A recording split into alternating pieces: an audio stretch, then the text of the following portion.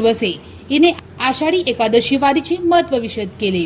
कार्यक्रमाचे अध्यक्ष डॉक्टर अजय पोन्नम यांनी अतिथींचा शाल व श्रीफळ देऊन सत्कार केला।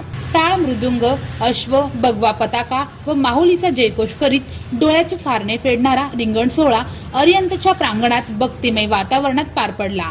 पंढरपूरची वारी साक्षात अरिहंतच्या प्रांगणात अवतरल्याचा भास होत होता। ज्ञानोबा तुकारामचा जयघोष करीत हाती भगवे झेंडे धारण करून शिस्तबद्ध पद्धतीने शाळेपासून निघालेली दिंडी इरामोती टॉवर ते पिंडीपोल हॉस्पिटल जवळ संपन्न झाली। ठिकठिकाणी या दिंडीचे नागरिकांकडून स्वागत करण्यात आले। इरामोती टॉवर जवळी रिंगण पार पडले।